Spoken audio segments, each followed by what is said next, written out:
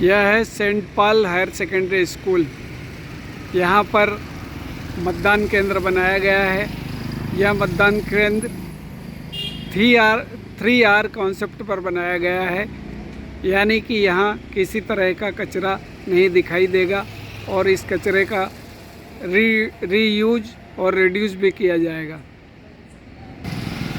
इस मतदान केंद्र को सजाने के लिए पुरानी साड़ियों का भी उपयोग किया गया है और बहुत ही आकर्षक ढंग से सजाया गया है। यहाँ की सुंदरता अलग ही दिखाई देती है। शायद यह मतदान केंद्र प्रदेश में अपने आप में अनूठा मतदान केंद्र होगा। मतदान केंद्र में मतदान करने आने वालों के लिए यहाँ विशेष व्यवस्थाएं की गई हैं, जैसा कि यहाँ दिखाई दे रहा है कि बच्चों के लिए भी यहाँ झूले और अन्य व्यवस्थाएं की गई हैं। इसी तरह से पुराने बर्तनों का उपयोग करके इस मतदान केंद्र को आकर्षक रूप देने का प्रयास किया गया है। यह इंदौर के आदर्श मतदान केंद्रों में से एक है जहां इस तरह की सजावट की गई है। निश्चित ही नगर निगम का यह प्रयास सराहनीय है। मतदान केंद्र में निकलने वाले गीले और सूखे कचरे के लिए भी यहाँ अलग अलग व्यवस्थाएं की गई हैं। इंदौर सफाई में नंबर 1 है, इसकी भी झलक यहाँ दिखाई देती है। इसी तरह से प्रवेश द्वार के पास फीडिंग रूम बनाया गया है।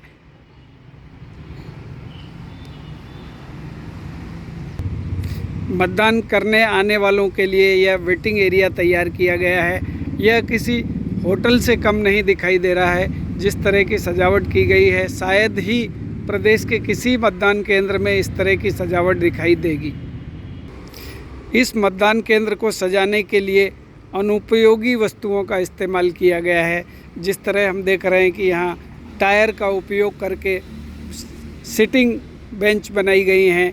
इसी तरह से अन्य अनुपयोगी सामग्री का उपयोग इस मतदान केंद्र को सजाने के लिए बेहतर ढंग से किया गया है। इस मतदान केंद्र में इस तरह के स्लोगन भी लिखे गए हैं, I am a proud Indian voter.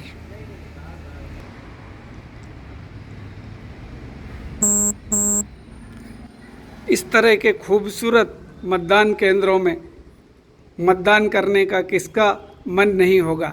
शायद मुझे लगता है कि वे मतदाता जो मतदान करने नहीं आते हैं, एक बहुत ही अच्छे आयोजन और अच्छे महोत्सव में भाग लेने से चूक जाते हैं।